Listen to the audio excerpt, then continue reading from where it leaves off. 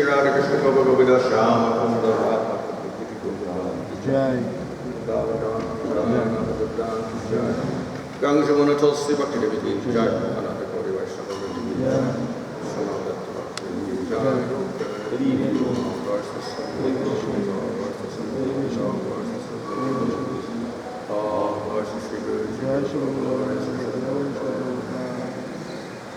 Om Namo Bhagavate Vasudevaya Om Namo Bhagavate Vasudevaya Om Namo Bhagavate Vasudevaya Om Namo Bhagavate Vasudevaya Om Namo Bhagavate Vasudevaya Om Namo Bhagavate Vasudevaya Namo Vishnupadaya Krishna Guru Srimate Bhaktivedanta Swami Nityanamane Namaste Saraswati Deve Gauravari Prashadane Nirvachete Shunyavadi Pashtrakshare Shatarane Shri Krishna Chaitanya Prabhu Nishananda Sri Veda Gadadhar Sivasana Gaurabhakta Vrinda Hare Krishna Krishna Krishna Hare Hare Rama Rama Rama Hare Hare Hare Krishna Bhagavad Canto 9 Chapter 19 Verse 4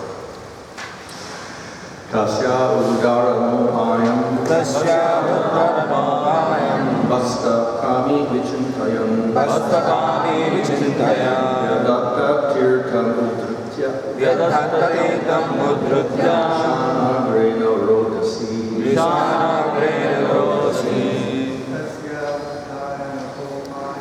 Tasya Udaranopayam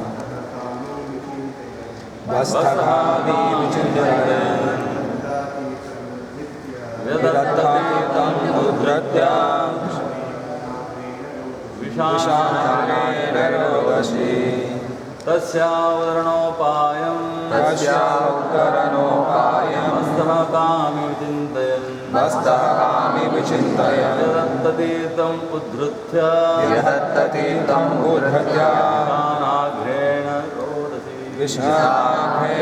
Rodasi Tasya Udaranopayam Bastakami Vichintayam Yadattatam Udratya Vishanagena Rodasi Tasya Udaranopayam Bastakami Vichintayam Yadattatam Udratya Vishanagena Rodasi Tasya Udaranopayam Bastakami Vichintayam Yadattatam Udratya Vishanagena Rodasi Tasya Udaranopayam Bastakami Vichintayam Yadattatam Udratya Vishanagena Rodasi Tasya Udaranopayam Bastakami Vichintayam Yadattatam Udratya Vishanagena Rodasi Tasya of the she-goat Udaranopayam means deliverance Basta he-goat Kami having lusty desires Vichintayam planning executed Tirtam way to come out Udritya digging the earth Vishana Grena by the point of the horns Rodasi at the edge of the well. Translation: at the planning how to get the she-goat out of the well, the lusty he-goat dug up the earth on the well's edge with the point of his horns in such a way that she was able to come out very easily. For attraction for women's impetus for economic development, housing, and many other things, and for living comfortably in this material world.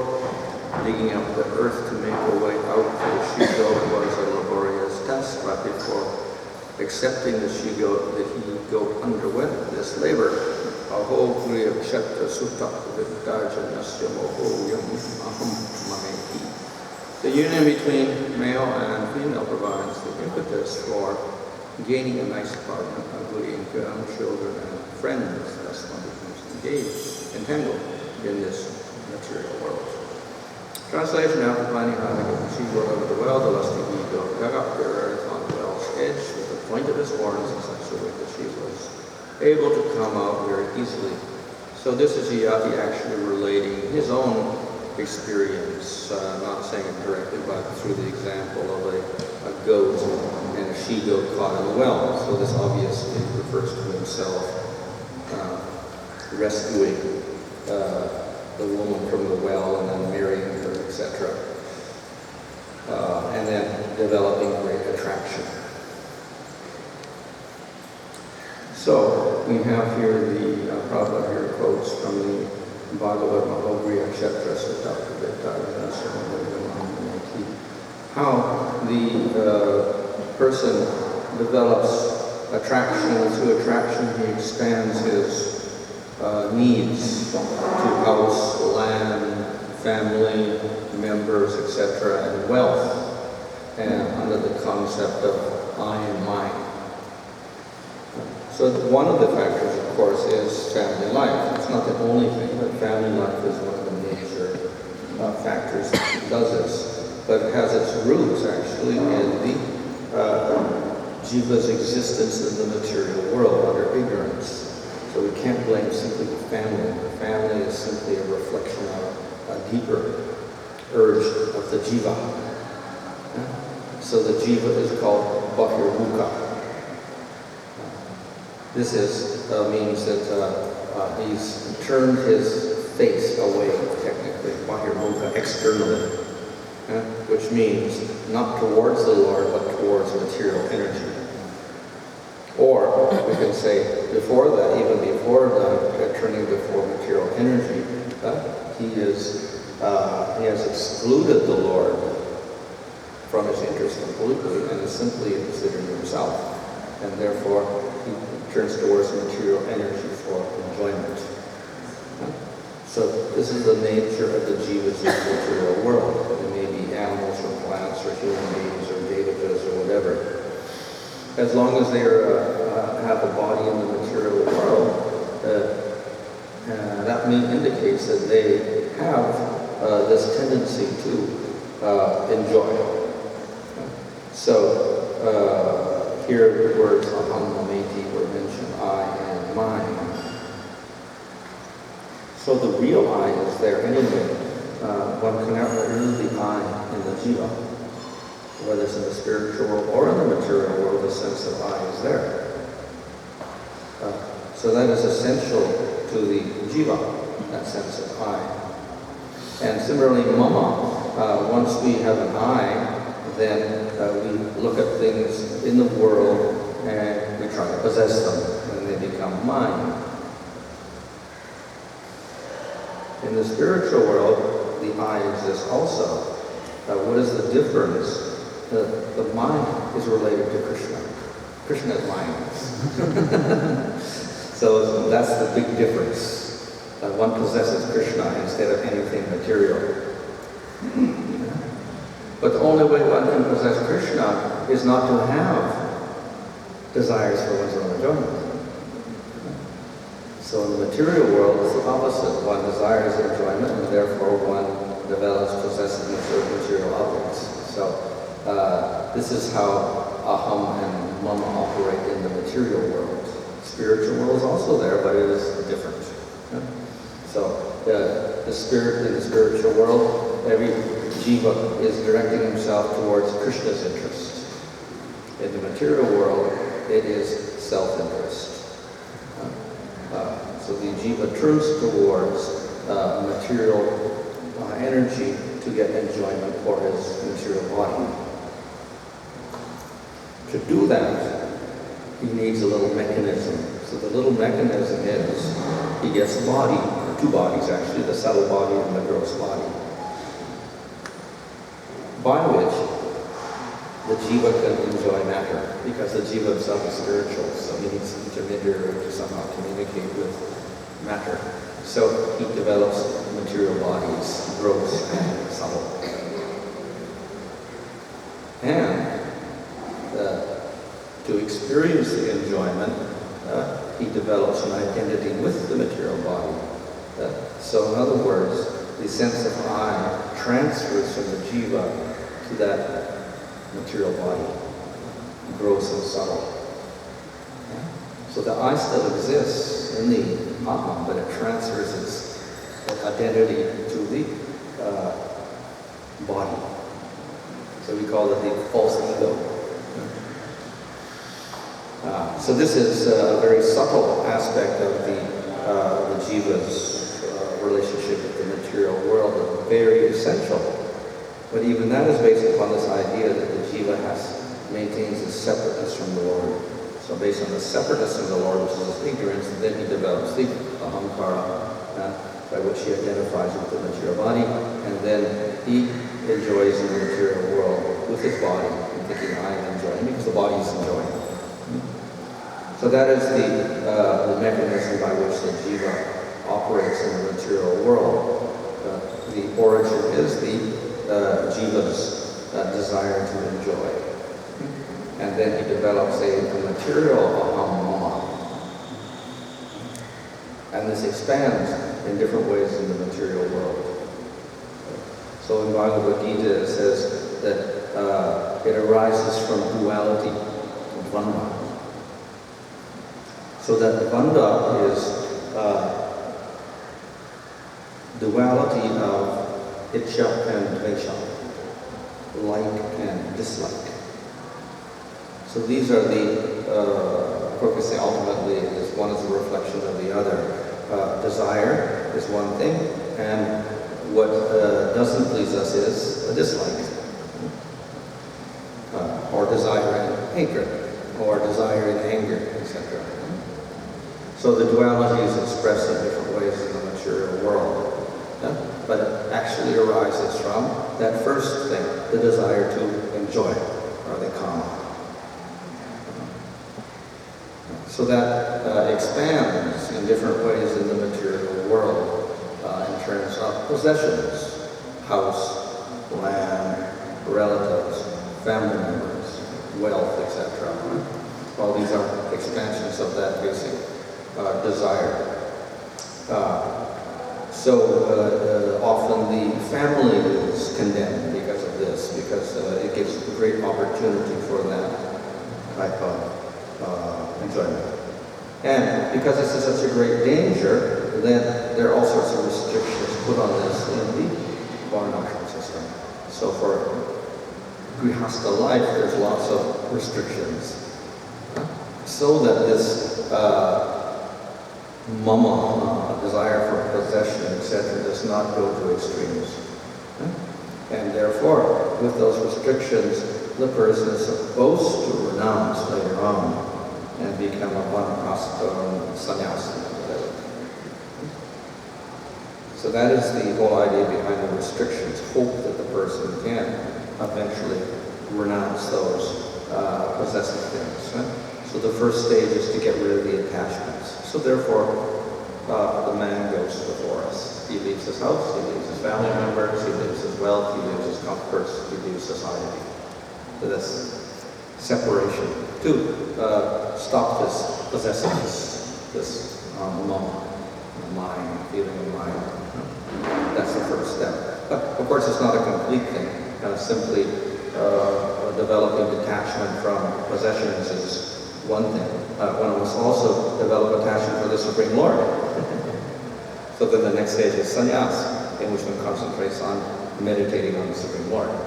That's the traditional system, or on Brahman, or whatever. So, therefore, that's the Vedic, or the varnashram system of progress out of the grihastha ashram, or whatever. But, as Bhagavad Gita says, you may renounce, but still you have the desires in the mind. So this is a formality, a formal procedure of going to vanaprastha and sannyas from grihastha life. But it is not a guarantee that it will produce detachment. Definitely is favorable for detachment, it may not produce detachment. Therefore, Krishna says, even if you renounce everything, you still got the attachment in your mind. So you're a vanaprastha and you're thinking back of your family life all the time. So it may not be operate properly. Hopefully it will, but sometimes it doesn't if this attachment is very strong. So therefore one has to be quite qualified even to take vanaprastha in order that this operates properly, and you do become detached and you forget about all of these things. So this also requires that the grihastha life be carried out quite strictly, so that one does not develop too much attachments there, and therefore at a certain stage one is willing to and quite eager to renounce those attachments. So the whole system requires quite great attention, understanding the goal. So if the grihastha doesn't understand the goal of that varnashram system, he'll never rise. He'll never get to the stage of willingly taking a vanaprastha or a sannyas ashram. He won't do that. Okay. So the system has to be quite nicely instituted with an understanding of those goals. And when those goals get lost, then the whole system doesn't really work properly. So this is one system of dealing with this idea of I and mine and how to get rid of it by forcibly, we could say, going through the ashrams and detaching people from the things, provided they are qualified. The other process is, as I said, to replace the possessiveness. Not to stop the material possessiveness, but cultivate simultaneously possessiveness to Supreme Lord, attachment to the Supreme Lord. So that is the process of bhakti. So even when one is a householder, one can practice bhakti and develop attachment to the Lord. If there is attachment to the Lord, that means there must be some detachment from material. Attachment to the Lord means we're attached to the Lord not for myself, but for the Lord's pleasure. So to that extent, we have less attachment to material enjoyment for ourselves. So this is the natural process of detachment, not the formal system of going through grihastha, then vanaprastha, and sannyas. It is a natural system based upon replacing the lower taste by higher taste, as Krishna says in Bhagavad Gita. So, and we don't start at the sannyas ashram after we've got rid of all of our detachments. You start anytime, cultivating attachment to the Lord and decreasing the attachments to material energy. So that is why the process of bhakti is more practical than this system. Because you can start very early. And in fact, Prahlad says you start when you're 5 years old. You start very young practicing. Of course, Prahlad is a very good example because from birth he was completely attached to the Supreme Lord and not attached to anything in the material world, including his own father and mother.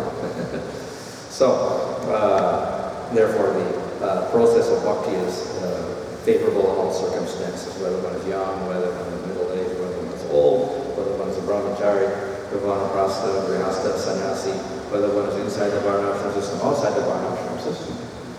It applies to all people, and it gives the result.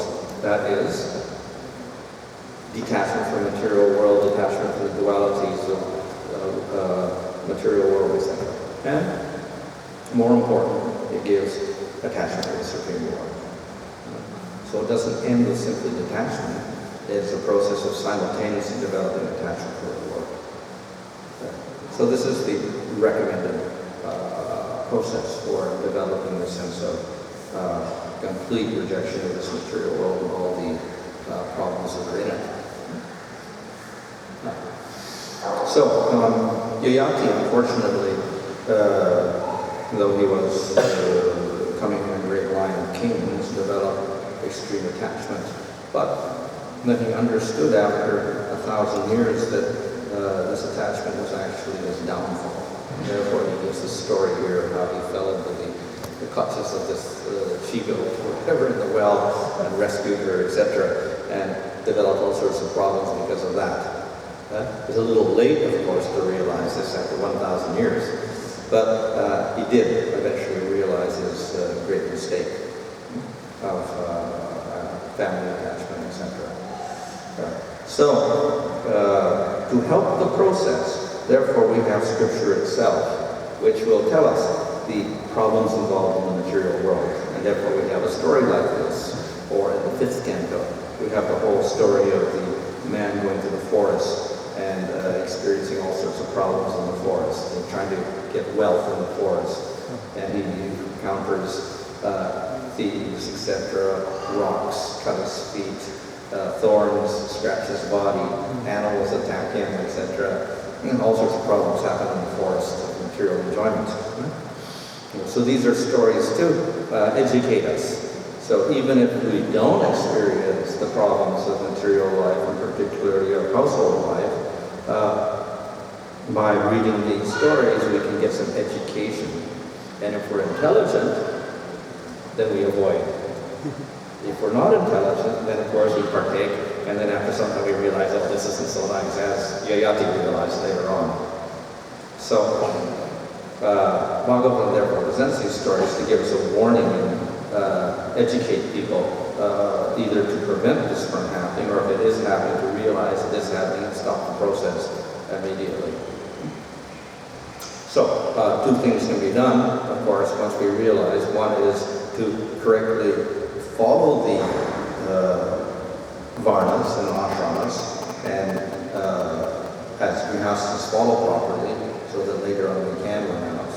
And the second and even greater recommendation is the performance of bhakti. So, one can do the two things simultaneously. There's not a problem in doing that. Therefore, often we see the associates of Lord Chaitanya, they were following the Varnashram system, but simultaneously they were practicing bhakti. So there is no problem for that, and in fact it can be favorable. And in fact, the system becomes easier. The Varnashram system becomes easier with the performance of bhakti because one begins to develop detachment. So therefore it's much easier to follow all those rules without any problems. And the more detached one becomes, the less likely one is to break the rules or to miss simple activities. So that even the Varnashram system becomes easier by combining with the process of bhakti. So this was the usual procedure in Lord Chaitanya's movements. They would follow the system and simultaneously do the bhakti, etc. Some persons may feel that even this system is an obstacle to their bhakti. As we see in the case of Mother Brenda Puri praying that what is the use of the Tathagatas, worshiping the Devatas, doing all this, I'm going to stop with all this stuff. Simply worship the Supreme Lord. All this is an impediment. I waste too much time following all these duties. So that he said, oh, renounce all of this, now simply meditate on the Supreme Lord and worship the Supreme Lord. So, at a certain point, those activities may be an obstacle in the sense of one wants to spend more time doing bhakti and less time doing rituals to stop the Varnashram system, etc. So, that is provided for in the Gaudiya system with the Babajis. They renounce everything, all the Varnas and all the ashramas. And they simply are supposed to concentrate simply upon worship of the Lord, chanting His name, worshiping the Lord, meditating on the Lord, serving the Lord, etc. Full time. But that's also a rare, more of a rare example. So, as I said, most of the Lord Chaitanya's followers, and after that the descendants, were following the system as grihasthas, etc. So we have some rare examples of Babajis or whatever who follow that system. So, in this way, there is a provision also for developing complete dedication to the process of bhakti as well.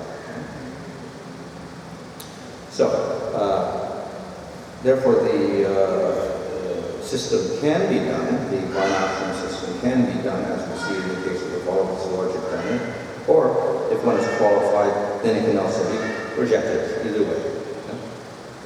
So, though Lord Chaitanya rejected in many ways the varnashram system when he was speaking to Ramananda and the Madhvas, etc., we see, practically speaking, he didn't reject it either, because he took the sannyas, he followed the sannyas ashram vows as much as possible, and very strictly, and his followers were also following Grihastha ashram, and some were sannyasis as well. So, therefore, they did follow as much as possible. So, this was following to the extent that it was favorable for the development of bhakti.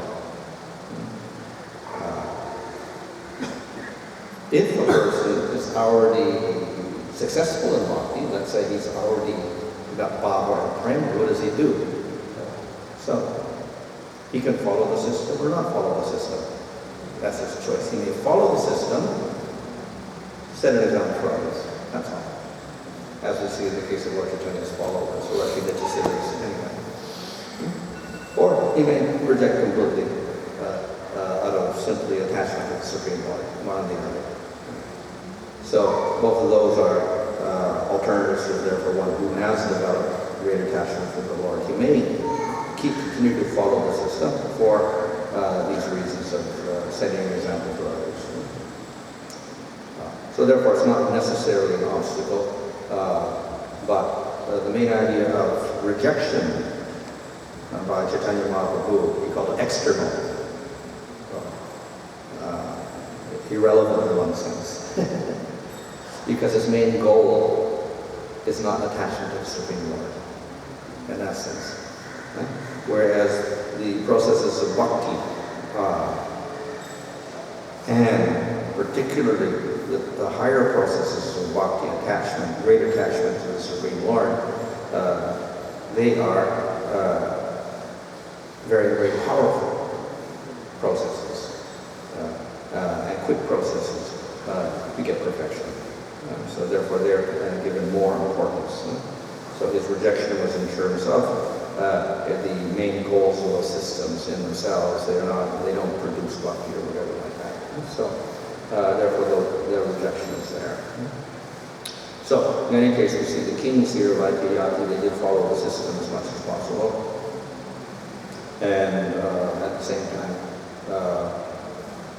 hopefully, they were able to practice bhakti and through that get success. So here, Yati realizes his mistake finally, and begins to rectify himself after 1,000 years.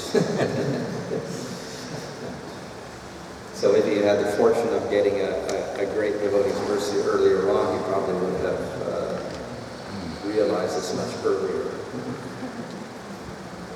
Usually it happens that in this material world, when a person commits a mistake, then when he's caught or then he realizes that he made a mistake. We are finding Yati's example. So unless you do the mistake, he feels guilty, then he reveals. Even but in Kali Yuga, there are many when the police catches a robber, even after 30 punishment, the thief doesn't agree. Well, that's a matter of intelligence. We say the person who learns simply by knowledge without having good experience, then good. He learns that you go to jail if you steal, so he doesn't steal. Not that everybody has to go to jail first and then learn that I don't steal.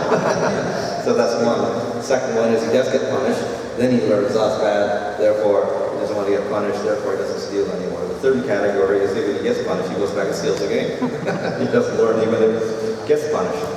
So even he gets a bad experience, he still does the same thing again because he can't control himself and he's in very, very ignorance. So the more one is in the mode of goodness, then the more he can simply absorb the rules by knowledge and follow them. Which would indicate that in past lives he's got the experiences already, so therefore he's already experienced this, and therefore he doesn't need to anymore. And sattva means detachment. So he has minimum of attachments in the material world. He's not interested in enjoying much in the material world. So Therefore, these rules make sense to me. Naturally follow through. Whereas a person in the mode of passion have more difficulty. But he will follow if he sees there's better enjoyment at the end. A person in the mode of ignorance doesn't care. He'll try to get immediate enjoyment by any means. And then he suffers. In this modern world, when people get married, especially in younger generation, they are very detached. Like we find many wives coming to getting devotees. My husband is not talking to me, he's very detached. Here we find in the ancient days, they get detached after experiencing many years of marriage. Here, immediately after 1 week or 2 weeks, they get detached. Maybe they weren't attached in the beginning, who knows? I don't know. Before getting married, they're all having this dating and they know too much. Again, what is that attachment or detachment? It's maybe detachment with that particular wife. They're attached to somebody else. Detachment because of frustration. Yeah, but it doesn't mean they're completely detached. Just they got disappointed in that type of married life and they thought it was something else maybe. It's probably not true detachment. Otherwise I wouldn't have got married.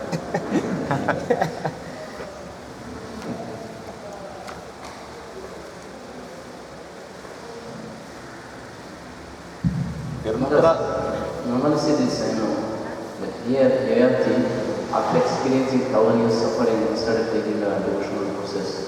But can you call him in the category of like a artha? Is artha? Four kinds of people are there, those who take a process of Vikram, so it's a pious person. Is artha in the category of artha? Artha. Artha, Jignasa. Those are in terms of people who are practicing bhakti. Yeah? 4 types of devotees who surrender. Okay? But those who are in pain, those who are in want material things. So you're saying because he's suffering, then he'll surrender to the Lord? Well, possibly. Doesn't, as I said, it doesn't really say what he did here. He just got liberated. It doesn't say actually what he did. Previous, he said that he was disgusted. Yeah. Yeah. In the sense of enjoyment. Yeah. And he started taking the process. Yeah. So means we can say now, means although he did sense of So impetus is the pain of the material world. Yeah. But see, we see here, but he didn't get any mercy. But he understood himself that I am suffering, although I am trying to enjoy. Yeah. But Well, that's the whole purpose of karma also. By suffering, then you understand the material world's bad and I should do simple activities. Through experience. That, of course, is the lowest level. Experience the suffering, then we realize, don't do it. Higher is, you have this scriptural knowledge, somebody tells you, then you understand it, you don't do it anymore. normally it's happened very rare, understanding oneself that I am suffering, because unless they get a higher pleasure, they don't take the process. Yeah. So that is why generally in the material world, progress is very slow. And therefore the jivas go through lifetimes of Brahma before they realize anything. We don't need to talk about the same case. When Hanuman talked about beginning, he is Shintamani, later he goes to Avidra's house, then he realizes what a mistake he had done and takes his eyes off. Yeah.